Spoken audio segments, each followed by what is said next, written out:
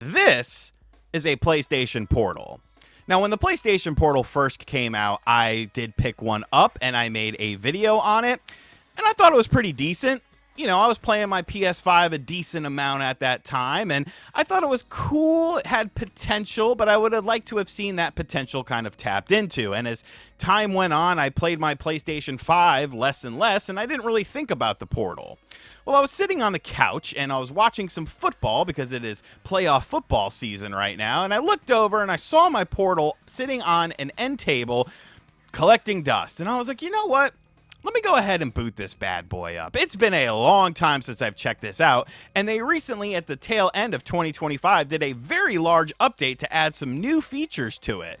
And I was curious to see if maybe I would enjoy the PlayStation Portal a little bit more now than when I initially got it back when it first came out. So I did my system updates, and I've been playing around with the PlayStation Portal, and I got some things I want to say about it. So sit back, relax, make sure you subscribe to the channel if you're new, and let's talk about the PlayStation Portal in 2026 and whether or not it might be worth your pickup. All right, so to start things off, we're going to stream a game while my PlayStation 5 is in rest mode, and this is a game that, of course, I own. It's my most played PlayStation 5 game, the king of the racers. Sorry, Forza. I thought you maybe had a chance, but you don't. Gran Turismo 7, and this was kind of what made me pick up my Portal once again. I wanted to grind a little bit. I wanted to do some races, and I was curious to see how this game would perform because it's a very graphically impressive game. Of course, you have to have a high sense of speed, and most importantly, if there's major input lag and stuff like that, like, you're going to be all over the course. You're not going to be able to play the game. And I think overall, I was very surprised with how well this was indeed playing and how well it looks. And the controls are the most important thing. And like, I didn't really feel any sort of substantial input lag or really anything like that at all. Like, it was a very pleasant experience. Now, granted, I do mess up at the end of this run here, but that was user error. There's no rewind feature in this game, pal. I think the game looks really good, too. When you go into these tunnels here, like, there's a little bit of something that happens, but, like, I'm also comparing it to playing on my OLED television. This is a 1080p screen, so obviously it's going to be a little different. I took this corner absolutely terribly, but that wasn't really the fault of the game. That was essentially user error. So this was actually a very positive experience, and I think something that's pretty fun to do. Of course, you can adjust different things like your output resolution, the screen brightness, and stuff like that. And then you can bring up like your home menu and check out things on there. So like I said, this is connected to my PlayStation 5, which is in rest mode. And this was all stuff that you could do with the Portal when it first came out. So there's nothing like really drastically different with anything like this, but you know, it is cool. But that was kind of where the Portal ended, essentially. Like, you had to be tied into your PlayStation 5. It had to be in rest mode or something like that. But since the new update, they've actually added in the ability to do other things with it now, because we're going to disconnect from my PlayStation 5. And when you would do that previously, you just essentially had a brick. But since the latest update, you actually have more stuff that you can do. You can stream games that you own, or you can stream games from the PlayStation 5 store. Now, these are games that I own that are available to be streamed, but not all these games are installed. Like Final Fantasy VII Rebirth is what we're going to check out here, and I do not currently have this installed on my PlayStation 5, yet I can stream it whenever I want to on my PlayStation Portal. And this was a game that, once again, I was kind of curious to see, you know, performance and stuff like that. And as you can see here, like, it looks pretty damn good. You know, you're not going to get HDR or 4K or anything like that on this 1080p screen. But this is a very pleasant image. And once again, the controls, I'm not feeling any sort of lag or anything like that with this game. And the one thing I do notice is I think the overall brightness of the image on the Portal, it's just, I don't know. I don't really quite know how to describe it, but it seems a little high. But like when you adjust the brightness in game, or you adjust the brightness on the portal to make the image a little bit dimmer, it like makes everything dimmer. It doesn't really take away like the brightness. It just kind of, makes the overall image darker. But I mean, it still looks great. Like, it's a very nitpicky thing, once again, coming from, playing it on a television to playing it on a device that is in the palm of your hand.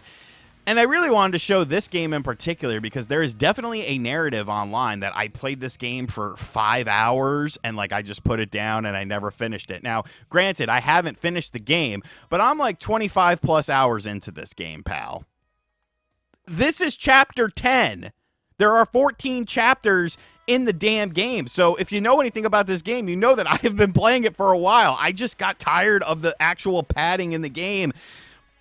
And this whole damn chocobo thing is kind of padding in and of itself. But we're not here to talk about Final Fantasy VII Rebirth as a game. We're here to look at it from the PlayStation Portal perspective. So we've checked out a game that I own that is installed onto my PlayStation 5 that was directly from the PlayStation 5.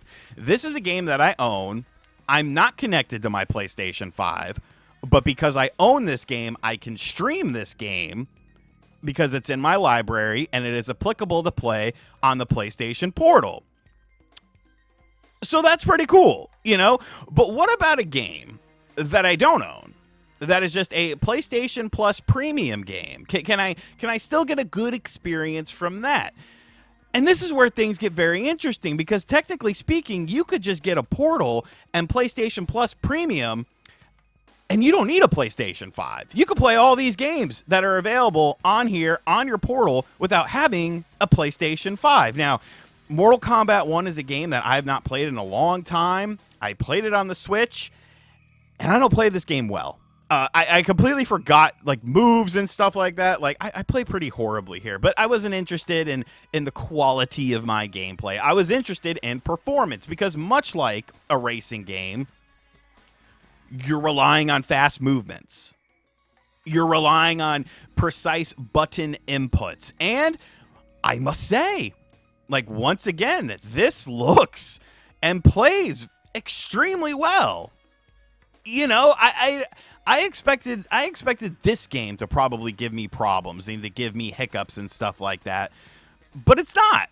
It's running exactly how it should. I'm just terrible at it, but I figure it out in the second round. And yes, the dual strike moves and stuff, we're not showing those. We're not showing fatalities. YouTube is very weird with Mortal Kombat games, and it's just getting worse. So anything that looks too crazy, I am definitely not showing you because I do not want this video demonetized.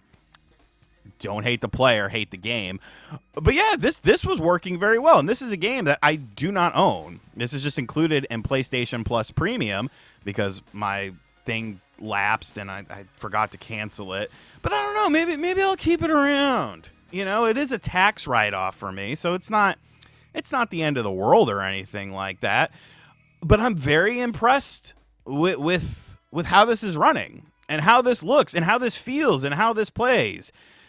But then I got to thinking, there is one other aspect that you could technically do, bringing it back to what we did with Final Fantasy VII Rebirth, accessing games that I own, even though my PlayStation 5 isn't on, which technically means that you can buy a PlayStation 5 game on your PlayStation account and then play it on this without needing to own a PlayStation 5. Now, I'm not saying you shouldn't buy a PlayStation 5, that this is an ideal way to play games, but you could go in here and search for games that are applicable. I was like, okay, well, what about a Need for Speed game? So I typed in Need, and Need for Speed Unbound came up. The problem that I have, and I think Sony should change this, is the ability to purchase it directly on the portal.